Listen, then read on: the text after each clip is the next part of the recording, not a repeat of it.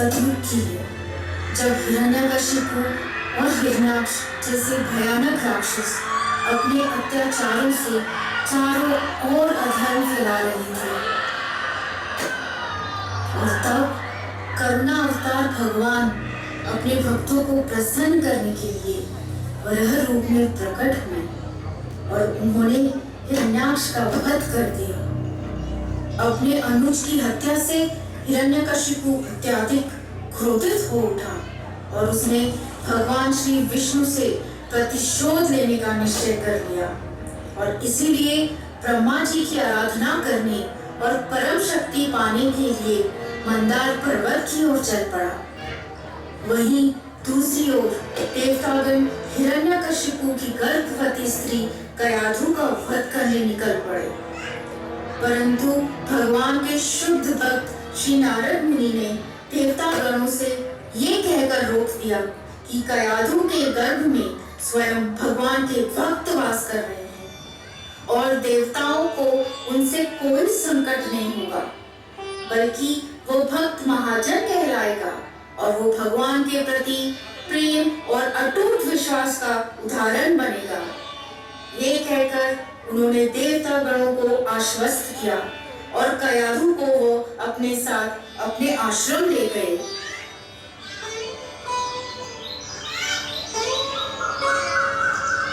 नारायण नारायण पुत्री, तुम निश्चिंत होकर इस आश्रम में अपने पति के वापस आने तक रह सकती हो। तुम्हें यहाँ भयभीत होने की कोई आवश्यकता नहीं है। धन्यवाद मुनिवर, मैं आपके आश्रम में भक्तिमय सेवा में युक्त होना चाहती हूँ, जिससे मेरा संतान भगवान का एक भक्त बन सके। अवश्य पुत्री, यहाँ पे तुम्हें महलों का आराम तो नहीं मिलेगा, परंतु तुम भगवान विष्णु में ध्यान लगाओगी तो मन की शांति अवश्य पाओगी। नारायण नारायण। नारद मुनि के आश्रम में सदैव श्री हरि के नाम का जप होता था, उनके ही भजन गाए जाते थे, उनके ही अनुपम लीला का वर्णन होता था और कयाधु उन्हें ध्यान पूर्वक सुनती थी। सौभाग्य से उस वातावरण में व्याप्त भक्ति को वो शिशु अपने माता की गर्भ में सीख रहा था। एक दिन हरि सर्वेषु भूतेषु भगवान् आश्रयेश्वरा इति भूतानि मनसा कामेस्ते साधु मानयेत्। अर्थात मनुष्य को हमेशा परमात्मा का स्मरण करना चाहिए। वे प्रत्येक जीव के अंतःकरण में स्थित है, इसीलिए उसे हर जीव का आदर करना चाहिए। अरे, तुम तो सो गए। अच्छा, मैं कथा यहीं समाप्त करता हूँ। नहीं गुरुदेव, मैं सुन रहा हूँ, आप बोलिए।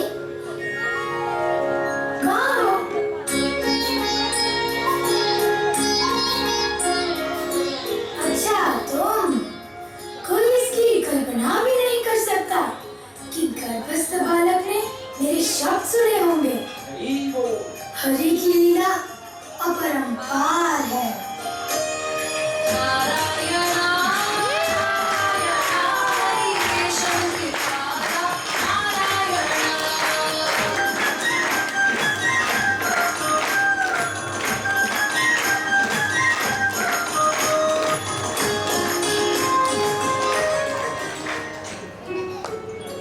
कैसा विचित्र संयोग था कि एक तरफ पिता अपनी शत्रुता निभाने के लिए आतुर था और दूसरी ओर उनका पुत्र जन्म के पूर्व ही प्रभु नारायण का भक्त था। हिरण्यकशिपु इस संपूर्ण घटनाक्रम से अनजान था और घोर तपस्या में लीन था। वह एक पैर पर खड़ा होकर ब्रह्मदेव की आराधना कर रहा था।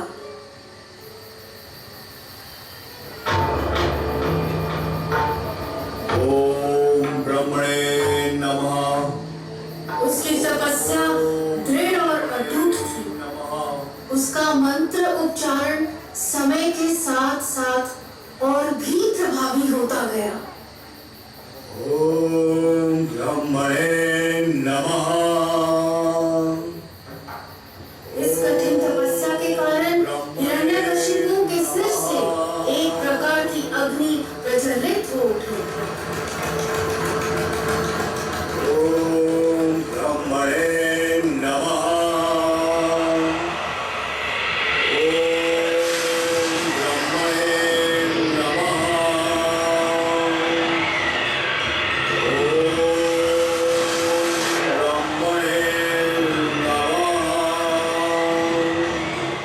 धरती से लेकर स्वर्ग तक हर कोई गंगी के कारण छटपटाने लगा। सभी लोग के समस्त बड़े देवता अपने आवास को छोड़कर ब्रह्मा जी की शरण में आ गए।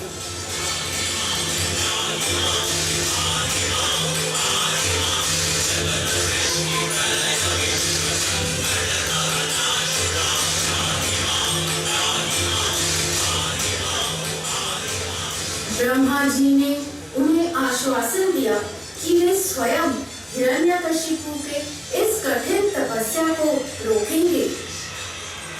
ओम ब्रह्मणे नमः। ओम ब्रह्मणे नमः।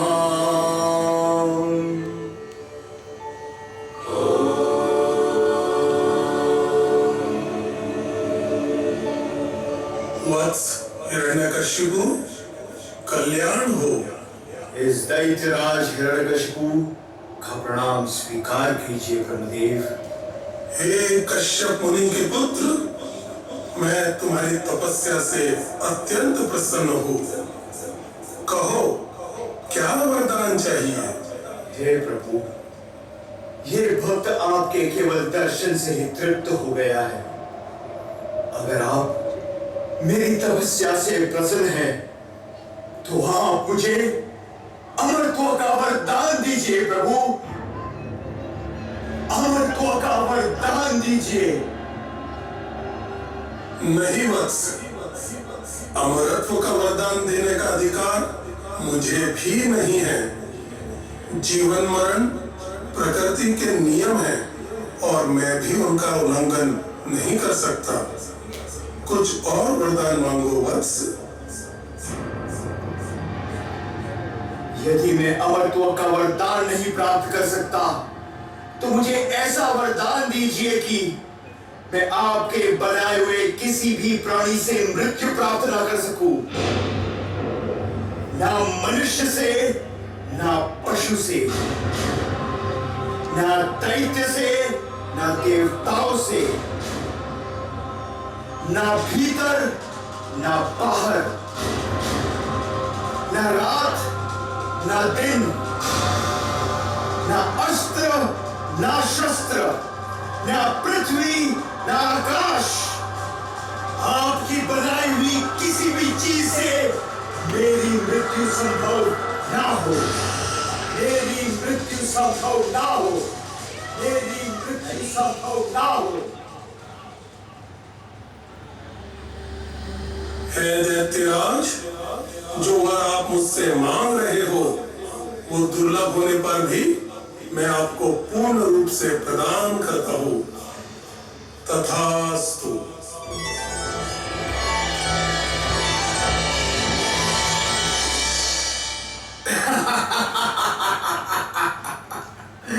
सावधान कायर देवताओं, सावधान।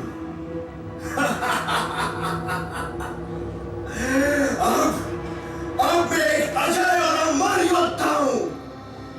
मुझे अपना स्वामी स्वीकार कर लो, अन्यथा तुम सबको मेरी क्रोध की बलि चढ़ना होगा। क्रोध की बलि चढ़ना होगा।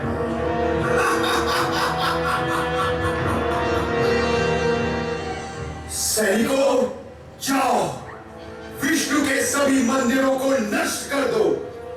उसके हर एक भक्त का सर्वनाश कर दो।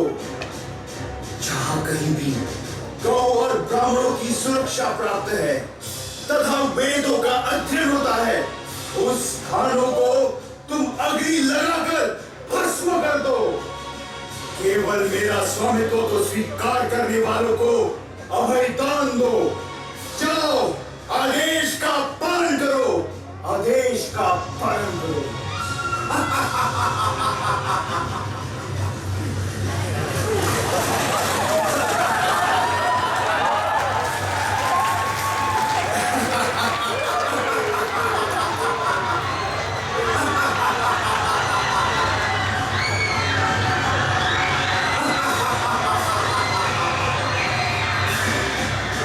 एक और हिरण्यकशिपु सबको विष्णु भक्ति त्याग कर स्वयं की पूजा और अर्चना करने के लिए बलपूर्वक बांध रहा था, और दूसरी ओर उनका ही पुत्र प्रहलाद विष्णु भक्ति में लीन रहता था। उसके मन में प्रभु हरि और जीवा में प्रभु का नाम हुआ करता था। वह गुणों का सागर था। हिरण्यकशिपु ने अपने प्रिय पुत्र को अपने गुरु शुक्राचार्य के गुरुकुल में भेजा। इस गुरुकुल में छोटे बच्चों को छल या बल किसी भी तरह से भौतिक जगत में सफल होने के पाठ पढ़ाए जाते थे। आइए हम आपको गुरुकुल में चलते हैं, जहाँ पे प्रहलाद उसके शिक्षकों शंड और अमर से शिक्षा ग्रहण कर रहे थे। प्रणाम गुरुदेव। चिरंजीवी भव, यशस्वी भव। मेरे प्यारे छात्रों, कल हमने सीखा कि कैसे असुर पुत्र होने के कारण हम सभी को यह जानना कितना महत्वपूर्ण है कि हमारे सबसे बड़े शत्रु है देवतागण और संक्षेप में विष्णु।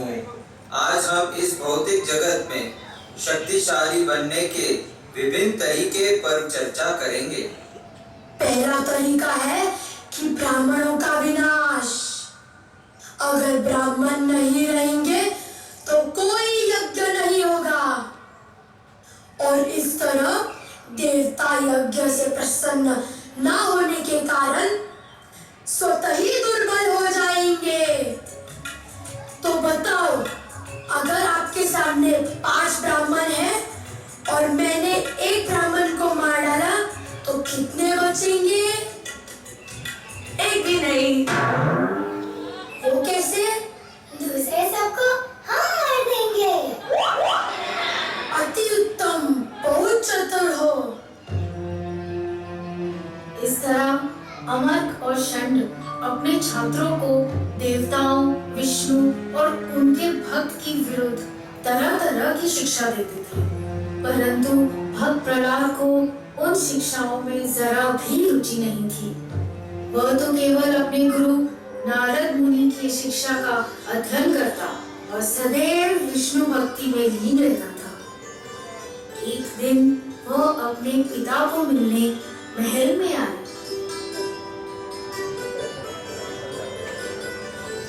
महाराज की जय हो। राजकुमार प्रहलाद आपसे मिलने की आज्ञा चाहते हैं। उन्हें तुरंत ले आओ। प्रणाम पिताश्री। आओ पुत्र, मेरे पास आओ, बैठो। मेरे प्रिय पुत्र प्रहलाद, मुझे बताओ कि तुमने अपने शिक्षकों से जो शिक्षा प्राप्त की है, उनमें तुम्हारी दृष्टि से सबसे उत्तम शिक्षा क्या है? तत्साधु मन्ये सुरवर्णदेहिनां सदा समुद्विग्न धियाम सद्ग्रहात् हित्वात्मपातं ग्रहमन्धकूपं वनं गतो यद्धरिमाश्रयेत।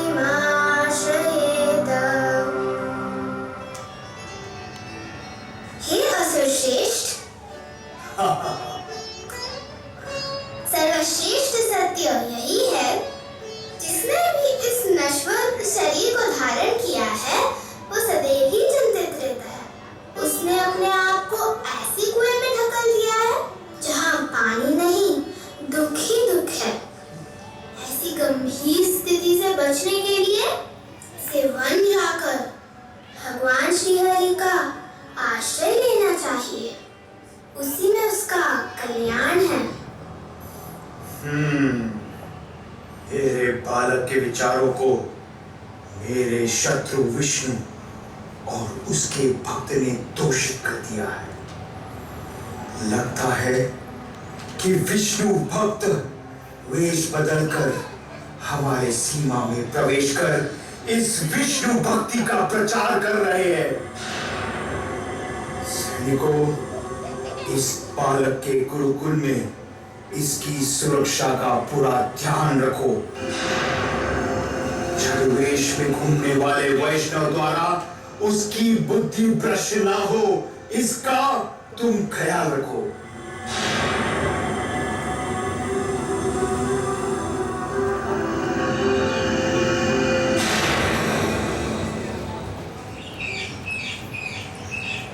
सैनिक जब गुरुकुल पहुंचे तो उन्होंने षंड और अमर्क को प्रहलाद का व्यवहार बताया। उनके गुरु बहुत आश्चर्यचकित हो गए। उन्होंने प्रहलाद को डरा धमका कर समझाया कि कक्षा में चौकस रहे और असुर शिक्षाओं पर ध्यान दे। परंतु प्रहलाद महाराज ने न केवल अपनी भक्ति जारी रखी, बल्कि अपने मित्रों को भगवान विष्णु की महिमा बताने लगे। अच्छा मित्रों, तुम्हें ज्ञात है कि किसके सहस्त्र नाम है और कौन कण कण में बसता है? कण कण में हिरण्यकशिपु। नहीं, मैं बताता हूँ।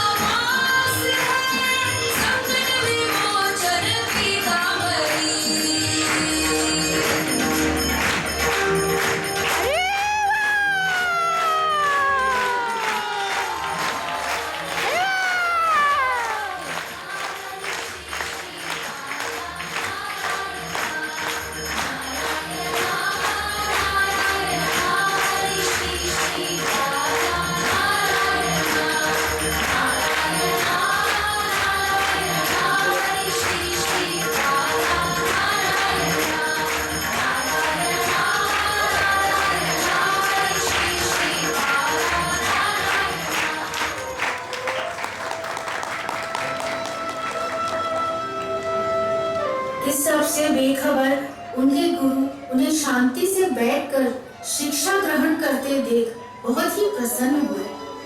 उन्होंने प्रहलाद की माता को बताया कि आपका पुत्र गुरुकुल में एक होनहार छात्र है। हमें उस पर गर्व है। उन्हें ऐसा लगा कि अब उचित समय आ गया है कि वह प्रहलाद को महाराजा हिरण्यकशिपु के समक्ष ले जाया जाए। महाराज की जय हो।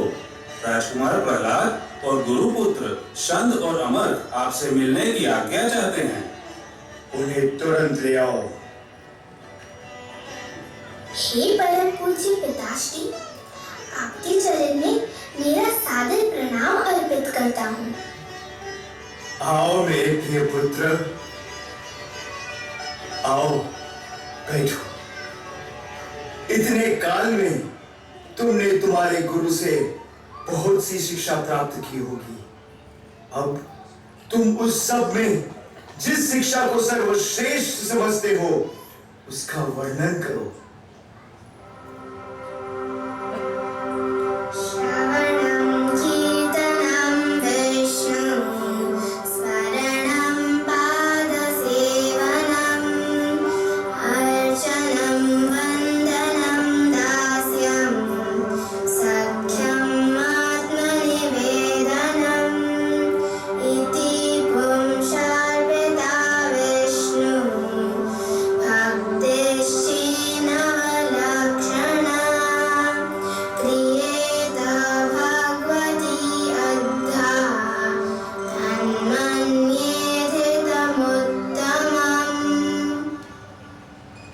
अर्थात भगवान विष्णु के दिव्य पवित्र नाम, उनके रूप तथा उनकी लीलाओं के विषय सुनना एवं कीर्तन करना, उनका स्मरण करना, उनकी पूजा करना, उनसे प्रार्थना करना, भगवान विष्णु का दास बनना, भगवान को स्मृति रूप में स्वीकार करना तथा उन पर अपना सर्वस्व न्यौछावर करना, शुद्ध भक्ति के 9 विधियां द्वारा जो भगवान को अपना सर्वस्व अर्पित कर देता है, उसे ही सर्वाधिक विद्वान व्यक्ति मानना चाहिए। हे मेरे गुरु के सबसे पतित पुत्र, तुमने मेरे आदेश का उल्लंघन किया है और मेरे शत्रु के पक्ष का आश्रय लिया है। तुमने इस मासूम बालक को विष्णु भक्ति सिखाई है। ये क्या मूर्खता है? नहीं महाराज नहीं, जो आपके पुत्र ने कहा है वो ना मैंने सिखाया है, ना ही अमर्क ने। हे दुष्ट प्रहलाद, हमारे परिवार के सबसे पतित, बताओ, मुझे बताओ, यदि तुम्हारे शिक्षकों ने ये सब नहीं सिखाया तो विष्णु भक्ति तुमने कहां से सीखी? जो भगवान विष्णु की भक्ति करता है और उनका हमेशा स्मरण करता है, उसका मार्गदर्शन वे स्वयं करते हैं। बस हो गया। सेनापति, मेरी सहनशीलता की सीमा का अंत हो गया है। इस पितृद्रोही अधम बालक को मृत्यु दंड दिया जाए, मृत्यु दंड दिया जाए। नहीं स्वामी, आपसे विनती करती हूँ, ऐसा मत कीजिए। वो आपका पुत्र है। भले ही ये मेरा शरीर का एक अंग है, परंतु जैसे शरीर का कोई भाग जहरीला हो जाता है, उसे शरीर से काटकर फेंकना ही उचित है, वरना वो पूरे शरीर को दूषित कर देता है। उसी प्रकार प्रहलाद का वध करना ही उचित है, इसलिए उसे तुरंत ही मार दिया जाए। सैनिकों, प्रहलाद को मार दिया जाए, प्रहलाद को मार दिया जाए।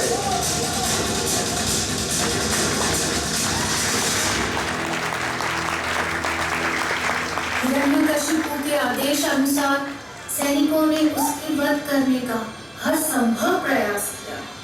उन्हें हाथी के पैरों तले कुचलवाने का प्रयास किया गया।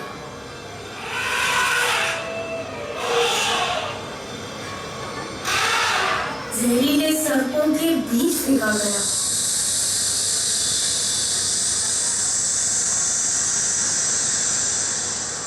पर्वतों की ऊंची शिखरों से फेंका गया।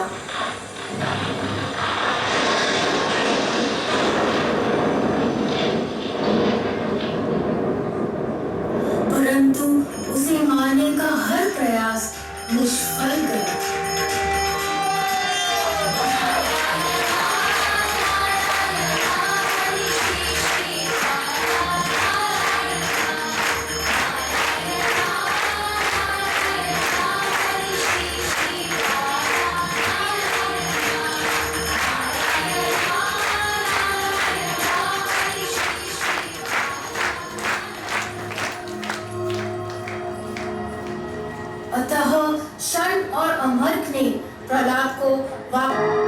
हिरण्यकशिपु के सामने प्रस्तुत किया। महाराज की जय हो। आपके आदेश के अनुसार प्रहलाद को हर तरह से मारने का प्रयास किया गया, परंतु उसे कुछ नहीं हुआ। विष्णु के कारण हर प्रयास निष्फल रहा। मात्र 5 साल का बालक पर से मृत्यु छू भी ना पाई। उसने विष्णु का प्रचार करके अन्य बालकों की भी बुद्धि दूषित कर दी है महाराज, दूषित कर दी है। महाराज, अगर इस बालक को जल्दी ही मारा ना गया तो उसके बुरे प्रभाव से सारा असुर कुल का नाश हो जाएगा। प्रहलाद, मैंने सारे ब्रह्मांड पर विजय प्राप्त किया है।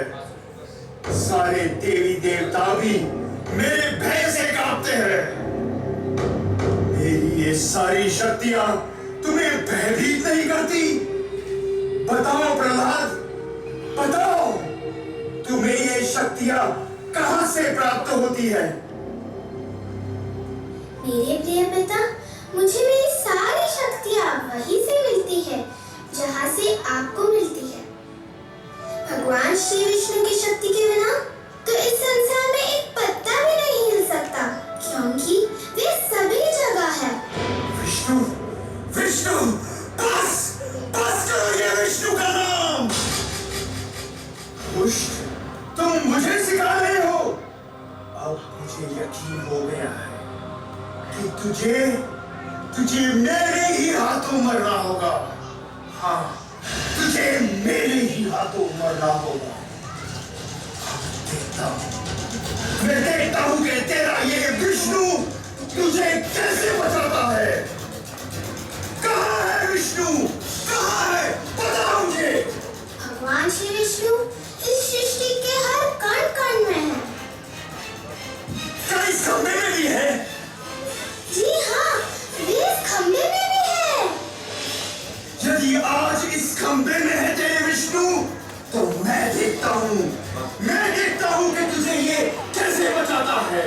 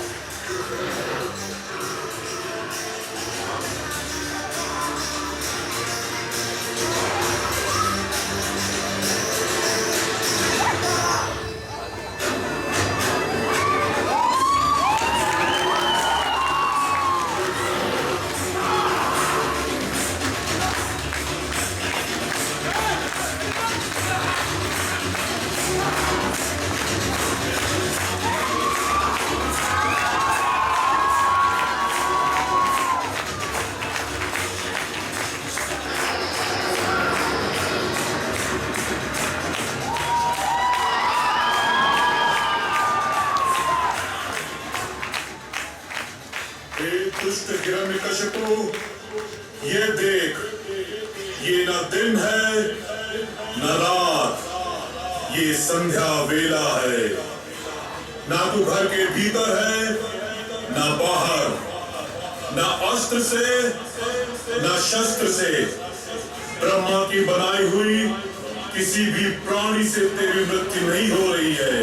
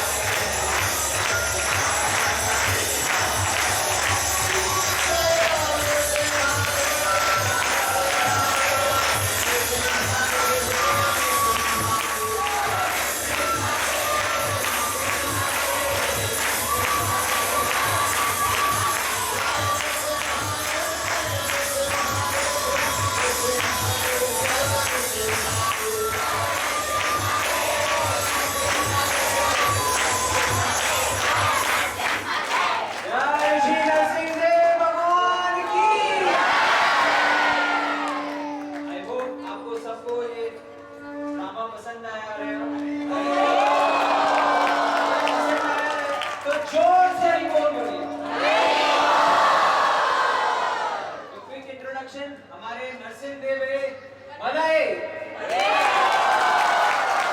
हमारे हिरण्यकशिपु है जय प्रभु।